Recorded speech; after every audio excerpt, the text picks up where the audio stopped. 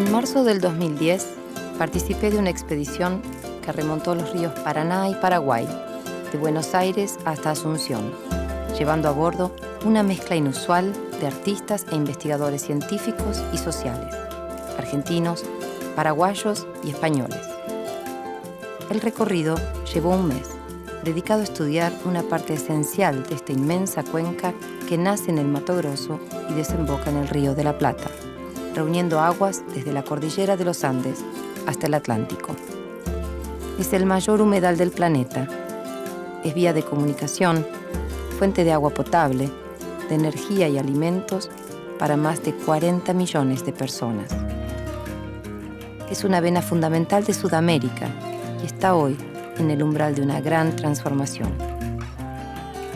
La expedición se llamó Paraná Aranga y este es un diario de esa experiencia.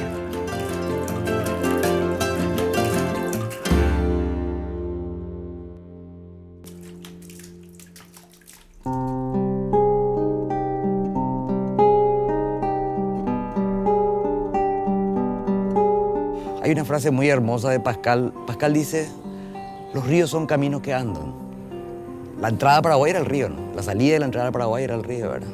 Entonces, la historia del Paraguay y la historia de la guerra es una historia también del río, ¿no? De hecho, el país estaba volcado sobre el río, ¿no? El río era la vía de comunicación de todos los países en el siglo XVIII y XIX. El tráfico del río era un elemento central en el comercio y en la relación entre los países, ¿no? Por el río van, en noviembre del 64, los paraguayos a tomar Corumbá, la zona norte de Paraguay, lo que es hoy el Mato Grosso brasileño. 2 meses después, por el río bajan y toman Corrientes, que es el inicio del conflicto con la Argentina, ¿verdad? Y por el río sube la armada brasileña, sobre todo, que es la que va a constituir la fuerza dura de la invasión a Paraguay y de la guerra al Paraguay, ¿verdad? Entre 1864 y 1870, en las costas de los ríos Paraná y Paraguay, tuvo lugar la guerra más sangrienta de estas tierras, la Guerra de la Triple Alianza. Paraguay hereda de la colonia el problema de indefinición territorial con las otras gobernaciones y también con el imperio portugués, que era su vecino inmediato, ¿no? Tiene que marcar fronteras a sangre. Eso hace con Argentina y Brasil en la Guerra Grande, la Guerra de la Triple Alianza. La campaña contra el Paraguay, la campaña del Paraguay, tienen muchos nombres según desde qué país se hable, ¿no? Francisco Solano López, presidente de Paraguay, se enfrentó al imperio brasileño bajo el mando de Pedro II, la República Argentina, presidida por Bartolomé Mitre, y Uruguay, en manos de Venancio Flores. En 1863, Venancio Flores, apoyado por los gobiernos de Brasil y Argentina, había realizado un golpe de Estado contra el gobierno legítimo de Uruguay. Paraguay se quedaba así, sin puerto amigo, sin salida al mar. Solano López protestó contra esta interferencia en la región, pero Brasil respondió en el 64 con la invasión a Uruguay. López capturó unos buques brasileros y pidió a Mitre pasar por Corrientes para llegar a Montevideo. Pero Mitre, aliado de Venancio Flores, le negó el paso. En marzo, Paraguay declaró la guerra a Argentina y en abril invadió Corrientes. La historia nos dice el gobierno nacional argentino le niega el paso a López, presidente, mariscal, hombre fuerte del Paraguay. ¿Cuál es el interés de Francisco Solano López? Que era el puerto de salida. Defender el puerto. Claro, López estaba forzado a tener un puerto de salida. Por la condición mediterránea del Paraguay. El Paraguay era un país que en ese momento era el único que no tenía deuda externa, era un país pujante, el único en Sudamérica que tenía fundiciones de hierro, que tenía avanzadas las comunicaciones con telégrafo, un invento reciente de la época, que tenía ferrocarriles, que tenía una flota naval y que tenía una flota mercante propia, mientras que la Argentina va a tardar mucho en tener flota mercante, por ejemplo. Un país donde no existía prácticamente el hambre, donde todos tenían trabajo, donde existían estancias de la patria que daba trabajo a muchas personas. Lo de que Paraguay era un país presocialista o socialista es mucha mitología, ¿no? Es un régimen que heredó del imperio colonial, posesión de tierras, intervención muy fuerte dentro de la economía, pero sin una perspectiva socialista, redistributiva. Eso es mitología nacionalista más bien de la década del 20, ¿no? ¿Verdad? El desarrollo agroexportador que se estaba haciendo desde el Estado, en eso sí hay diferencia, ¿no? El desarrollo agroexportador argentino era desde la propiedad privada, digamos, ¿verdad? De los grandes caudillos. En Paraguay el intento era hacer ese modelo agroexportador dependiente, pero desde el Estado, ¿no? Quizás un régimen más estatista versus otros más librecambistas liberales, pero no. Todos estaban pensando cómo abrirse al mercado exterior o desde el Estado o de la propiedad privada. Después de la independencia, el rol de Buenos Aires y su puerto cambia con respecto al periodo colonial, porque la relación con la nueva metrópoli económica de Gran Bretaña empieza a pasar más por la exportación de los productos de la campaña de Buenos Aires, que son básicamente los cueros bovinos. Eso plantea una relación comercial entre Buenos Aires y Gran Bretaña que busca importar relativamente barato los productos de Inglaterra. En el siglo XIX nada se hacía sin que Inglaterra dijera o sí o no. Inglaterra tenía interés en cerrar toda comercialización que se hiciera por otra vía que no fuera la del puerto de Buenos Aires, cuyo muelle estaba ocupado por la flota inglesa. Este esquema de comerciar no era conveniente para todas las regiones ni para todas las provincias del Río de la Plata. Particularmente vulnerada por este esquema de libre comercio se veía Corrientes, porque Corrientes tenía un sistema productivo mucho más diversificado y por lo tanto algunas de sus producciones entraban en competencia, y una competencia desventajosa con los productos que entraban por el puerto de Buenos Aires. Y nosotros también teníamos que tener un puerto de salida. Más por las malas relaciones que tuvimos siempre con los porteños. Claro, en Buenos Aires no tuvimos relaciones cordiales jamás. Jamás. Yo creo que Corrientes, en su historia, siente la guerra de la Triple Alianza o guerra del Paraguay de una forma muy, muy especial. Había una alianza tácita. Genealógicamente, desde la fundación de 1588 hasta el fin del siglo XVIII, principio del siglo XIX, somos prácticamente uno con el Paraguay. De hecho, que es cierto, la sociedad correntina se divide, las familias se dividen. Además se enfrentaban padres e hijos, sí, hermanos entre sí. Había muchos correntinos en la propia tropa paraguaya. Y usted se acordará, en mi familia hay dos posturas. Yo tengo dos tatarabuelos. Hay unos pro-paraguayistas y otros anti-paraguayistas. Miles de correntinos cruzan el Paraguay. Cuando el Paraguay queda sin hombres. Cuando el Paraguay queda sin hombres. Después de la guerra. Paraguay tenía antes de la guerra 450 máximo, 450.000 habitantes. En el 71, 72, cuando termina la guerra, hay una especie de censo ordenado por los aliados y se encuentran 230.000 personas, de las cuales creo que hombres adultos de mayores de 15 años eran 7.000, 8.000 personas, el resto eran mujeres, ancianos y niñas, ¿verdad? Gran parte de la mortandad fue hambruna y fue pestes, 2 pestes de cólera sucesivas y una peste de fiebre amarilla al terminar la guerra, ¿verdad? Esa guerra se perdió en el 66, en el mejor de los casos. Se perdió después de la batalla de Riachuelo y después de Uruguayana y después de Tuyutí. Y el resto fue ya una resistencia así absurda y la masacre, ¿no? Hubo 3 años de genocidio por no haber dado fin a la guerra cuando tenía que terminar, ¿verdad? Y eso tiene que ver con el régimen político que tenía el Paraguay, ¿verdad? O sea, Brasil es un país que tuvo un imperio que tenía parlamento donde se discutió permanentemente la guerra. Argentina tuvo resistencias internas, tuvo deserciones, tuvo levantamientos en contra de la guerra, porque eran ya regímenes más republicanos, ¿no? Mientras que en Paraguay no hubo posibilidad de hacer un debate, una discusión ni una contestación a la guerra interna. Se ha peleado acá una de las batallas más sangrientas en Sudamérica, que es la batalla de Curupaití. Es una batalla donde las tropas aliadas pierden con grandes bajas. Una de las características de esta guerra es precisamente, aparte de ser una de las más grandes que se peleó en Sudamérica por la cantidad de combatientes y de tropas que movió, aparte de ser una guerra donde aparecen por primera vez también armas más modernas, y es una guerra de cuerpo a cuerpo, de enfrentamiento directo. Acá hay un hecho muy famoso que ocurrió en Paraguay, que es una batalla que se llama la batalla de Costañú, una de las últimas batallas donde ya no había prácticamente hombres adultos en el ejército y se reclutaron a niños, ¿no? Estos niños se disfrazaban con barbas postizas, hacían bigote y pelearon esas batallas. Cuando lo descubren, igual no hubo piedad para esos niños, a pesar de que pedían clemencia, igual fueron después degollados o asesinados una vez rendidos incluso. La guerra dejó sus marcas en el suelo paraguayo. Algunos pobladores fueron encontrando y desenterrando los rastros de esta historia, armando colecciones privadas que crecieron con el tiempo hasta convertirse en guardianes de una memoria colectiva que aún late bajo la Tierra Roja. Todo lo que se va rescatando, yo lo voy recogiendo debajo de las tierras. Me voy con una maquinita detectora de metal y con un punzoncito donde voy buscando los basureros donde voy encontrando, ¿verdad? Y al escuchar, por ejemplo, ya empiezo a cavar. Este es el cuartel general del Mariscal López, aquí en Paso de Patria, ¿no? Luego, la retirada de Paso de Patria, este pueblo fue incendiado. Después de la guerra se quedó abandonado totalmente, ¿verdad? O sea que sin poblaciones casi, ¿verdad? El fuerte de Humaitá estaba a la entrada del Paraguay, o sea, estaba unos kilómetros más arriba de la confluencia del Paraná y del Paraguay. Fue construida por Carlos Antonio López como fortín militar de defensa de la entrada del país.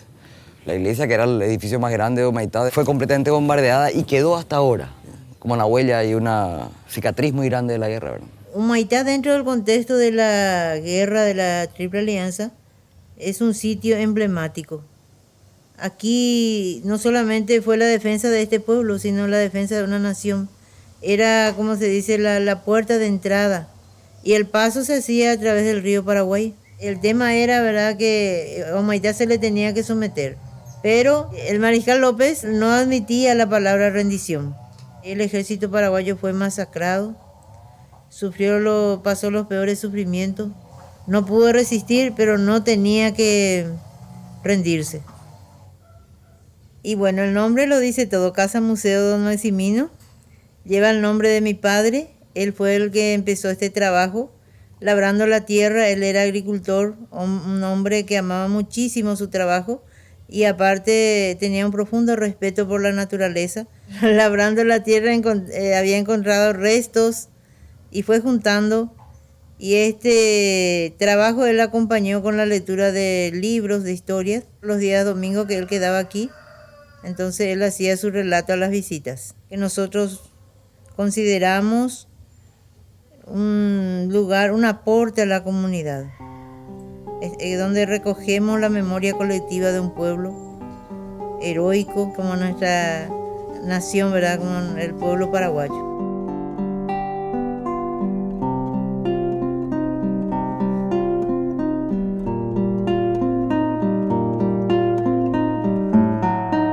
Se destruyeron los caminos, se destruyeron las vías de ferrocarril, se destruyeron fábricas, la pérdida de infraestructura económica que fue terrible en la guerra. Todos salimos perdiendo, menos por supuesto quienes la habían instigado a la guerra. Un país que se defiende hasta el último hombre y que significa para Paraguay la destrucción de su economía, la destrucción de su poderío. Y ese Paraguay, que hoy es un Paraguay atrasado, es producto, digamos, de esa guerra. Durante 70 al 30, durante 60 años, el Paraguay liberal trató de construirse en contra de la memoria de la guerra, en contra de la memoria del Mariscal López.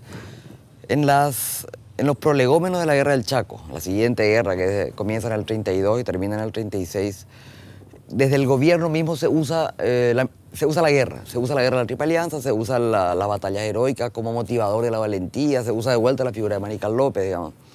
Y empieza un largo periodo de nacionalismo militar que degenera rápidamente en dictadura, ¿verdad? Nosotros tenemos dictaduras militares desde el 36 para adelante, hasta la caída de Stroessner en el 89, ¿verdad? El justificativo histórico de esa dictadura es la guerra de la Triple Alianza, es López. Hizo una utilización política e ideológica muy fuerte de la memoria histórica, digamos. Y es allí donde empiezan a construirse monumentos, a ponerse placas, a llenar de hitos simbólicos de la guerra de la Triple Alianza todo el Paraguay, ¿verdad? Pero con un objetivo claramente político, era justificar regímenes despóticos más modernos, ¿verdad? Pero basados en la figura de López. Antes de ser artista, Daniel fue químico. Quizás por eso, mirando el río, intuye, piensa que el agua, al ser más densa que el aire, retiene una memoria mayor, un tiempo diferente. Estas aguas barrosas, opacas, guardan misterios, recuerdos. El tema de la historia en el río, digamos, de cómo el río, en cierta forma, también tiene su memoria. Y entonces pensé en la cuestión de los ahogados y de todos esos cuerpos que han sido arrastrados por el río a lo largo de todos los tiempos. Y se me venía a la mente como una imagen de pensar qué pasaría si en un momento todos esos cuerpos empezaran a flotar nuevamente y pasaran, digamos, ante nuestra vista. Cuando visitamos el Archivo del Terror en Asunción, nos contaron que hubo un intento frustrado para derrocar a Stroessner, en el que guerrilleros argentinos y paraguayos en el exilio llegaron por el río. La acción fue detectada y desbaratada. Los guerrilleros fueron torturados, sus cuerpos mutilados y arrojados al río. Una macabra conexión emparenta al río Paraguay con el río de la Plata. Los habitantes de esta zona, los Mga guaraní, que veían pasar los cuerpos por el río, hicieron una interpretación mítica de estas apariciones, asimilando la cruel realidad política a sus relatos apocalípticos. Había otra cuestión también ahí que se me ocurrió durante el viaje, y es pensar al río como una especie de frontera, pero no una frontera entre un lado y el otro del río, sino entre el arriba y el abajo. Entre un mundo, el nuestro, el que vivimos cotidianamente, y un mundo otro que tenga que ver con distintas historias míticas y demás, pero que también tiene que ver con otra cuestión del desplazamiento del tiempo y de la memoria. Navegamos por encima de lo que fue una isla con árboles, pájaros, animales, gente. No podemos verlos, pero bajo estas aguas hay restos de caminos, de casas, lugares donde la gente vivió y soñó. Aquí, bajo las aguas del embalse Yacyretá.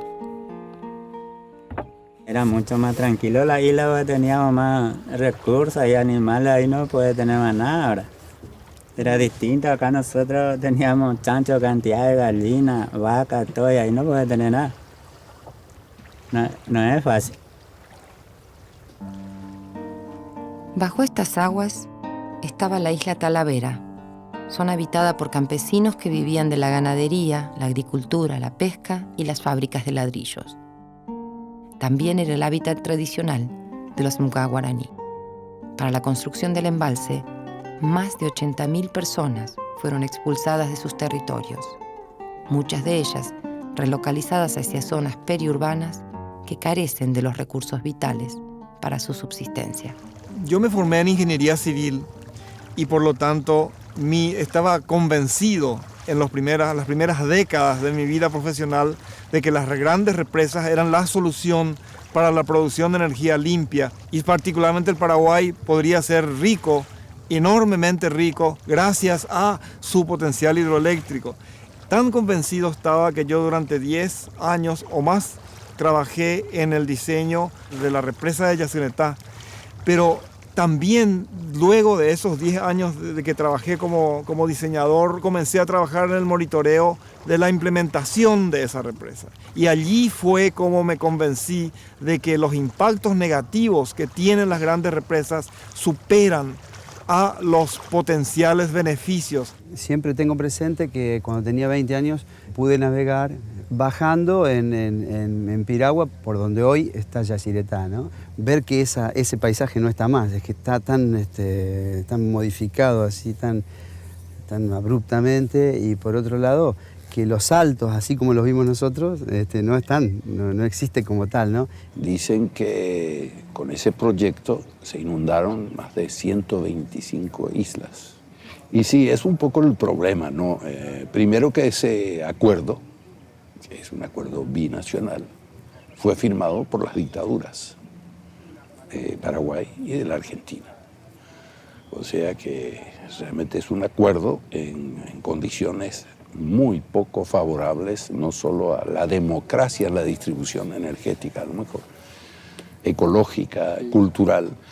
Las comunidades indígenas Mga que habitaban ese sistema de islas y las costas perdieron totalmente, prácticamente 100.000 hectáreas de su territorio, de una riqueza inmensa, y fueron reducidos a un pequeño terreno de 400 hectáreas, que es lo que se les dio en compensación por toda esa pérdida. Toda la gente que habitó en esas islas, que eran pescadores, que eran agricultores, que eran pequeños comerciantes, todos ellos perdieron sus modos de vida.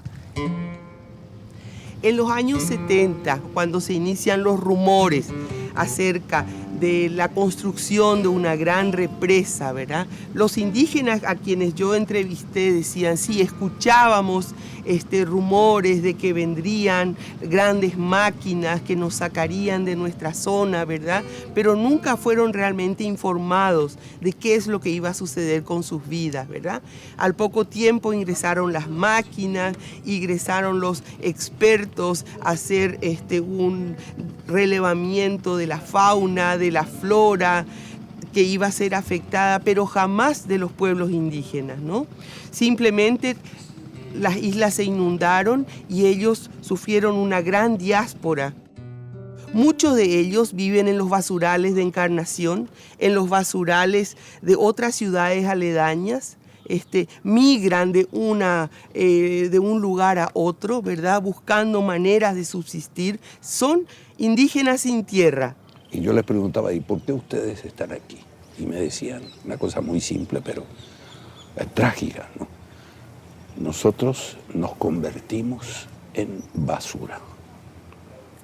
Ustedes nos hicieron basura, nos transformamos en basura y no tenemos otro destino que vivir con la basura, para la basura y por la basura.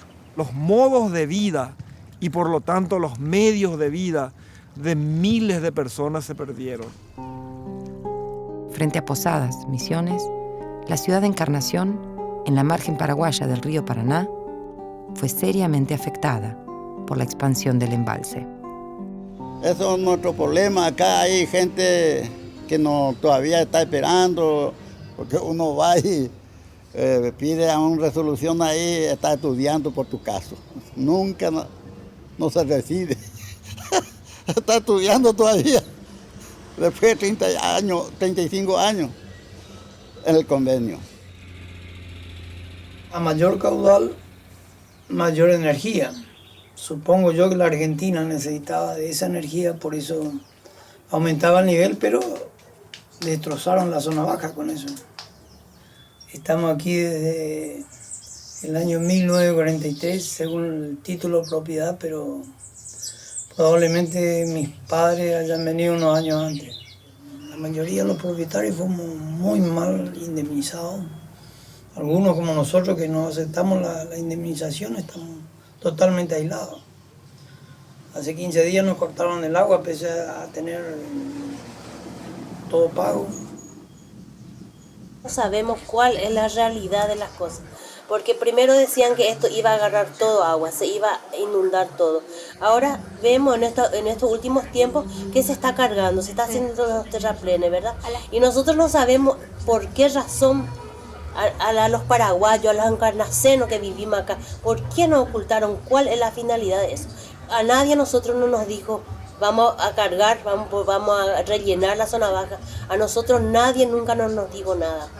Lo único que recibimos es intimación o precio que da una vergüenza nombrar, porque yo pienso que si esto va a ser una maravilla como nos dicen, ¿quiénes van a ser los beneficiarios? Porque ya los pobres ya nos hundieron, nos cortaron el agua, no tenemos luz. ¿Y qué es la vida de un paraguayo que está viviendo en una zona así, que va a ser una maravilla? ¿Dónde están los derechos humanos? Me imagino que nadie está en contra del progreso, nadie está en contra de una represa súper moderno y que va a ser beneficiado los hermanos argentinos también. Pero también es triste saber que a cuesta de eso mucha gente está siendo perjudicada. Detrás de nuestra casa hicieron un pozo, a 3 metros cavaron. Sacaron toda la tierra y estamos en peligro de derrumbe. Y fue un día que no nos dimos cuenta porque había ruido de máquinas, sí, pero lo que nos estábamos dando cuenta era que nos estaban por sacando la tierra que sostiene los cimientos. Han provocado rajaduras en las casas que hemos tratado de remendarlas. No sé qué más pueden hacer para intimidarnos, solamente pasarnos la pala por arriba. Es un megaproyecto que realmente tiene sus consecuencias con respecto a la deuda externa de la Argentina y de Paraguay. Ahí nosotros tenemos que seguir pagando miles de millones y millones de dólares, ¿verdad? Felizmente la opinión pública también de nuestros países entendió eso, ¿verdad? Y trató a su manera de instigar, de obligar al ente binacional, hoy evidentemente con dos gobiernos más atentos al proceso democrático, al proceso participativo, de tratar de ir amortiguando un poco esos problemas, ¿verdad? Aparte de los inmensos impactos sobre la vida del río, ¿verdad? Los peces, la pesca, que prácticamente desapareció en el tramo aguas arriba y también aguas abajo de la represa de Yacyretá, de los grandes sistemas de islas fluviales que eran una riqueza biológica fabulosa que teníamos allí y que desaparecieron con la inundación del lago de Yacyretá, los impactos sobre las comunidades que tuvieron que ser desplazadas y que perdieron toda su trama social, cultural y económica. La suma de todos esos impactos, inclusive calculados financieramente, son superiores a los beneficios potenciales que puede producir Yacyretá. Y en nombre del progreso hemos destruido culturas milenarias y hemos destruido nuestra propia manera de ser también, porque no solamente afecta a los Mbga guaraní, afecta a todos como paraguayos, como latinoamericanos. Porque la Comisión Mundial de Represas produjo un informe y la conclusión fue que las grandes represas producen más daños que beneficios. Estamos hablando de pérdida de una manera de vivir, de una manera de ver el mundo, de cómo sentirse feliz en el mundo en que vivimos, y eso no se recupera nunca más, ¿verdad? Cómo uno recupera el sentido de pertenencia a un lugar que desapareció bajo las aguas.